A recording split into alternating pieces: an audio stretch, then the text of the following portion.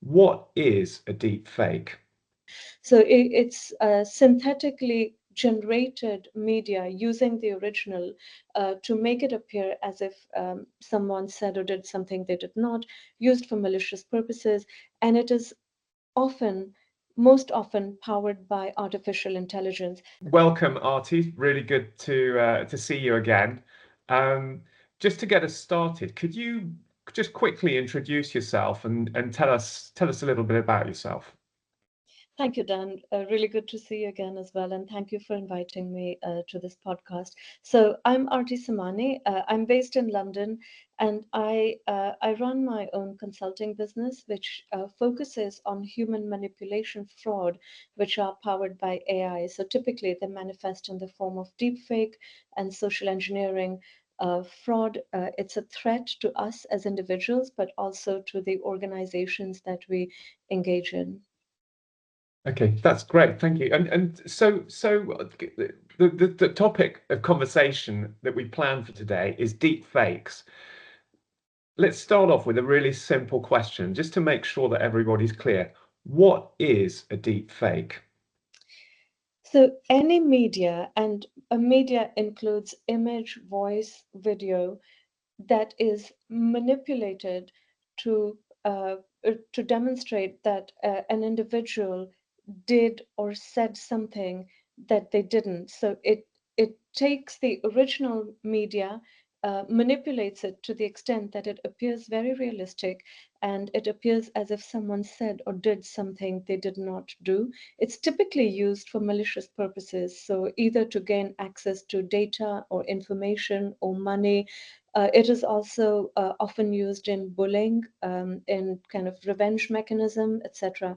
So it's synthetically generated media using the original to make it appear as if someone said or did something they did not, used for malicious purposes, and it is often, most often, powered by artificial intelligence. So AI as a technology is utilized to bring this together to make it very realistic. And generative AI, very specifically, which is by design, generative AI is designed to create outputs which are very, very human-like.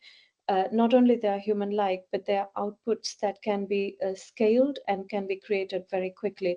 So generative AI now is allowing people to create very realistic deepfake videos, as well as clone voices, which are often used for malicious purposes.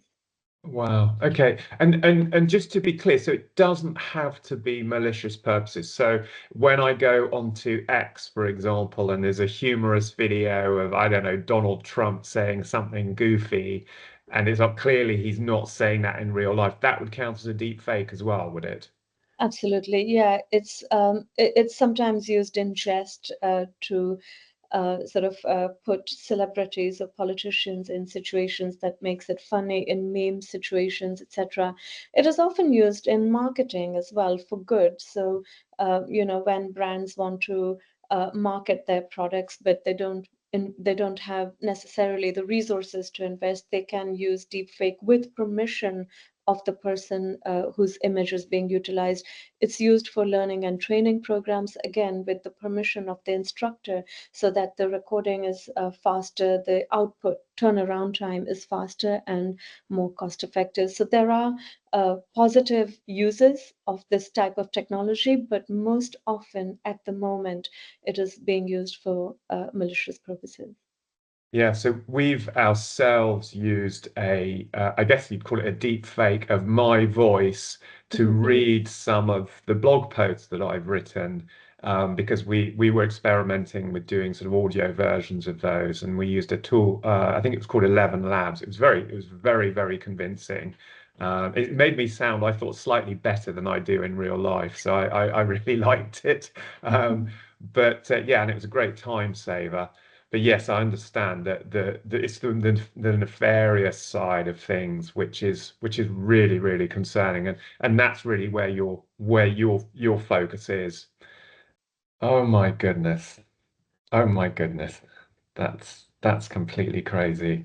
So this is an example of how a live video deepfake might manifest. So clearly, what you're seeing on the screen is not Rihanna. It is Aarti who is impersonating Rihanna's and using her face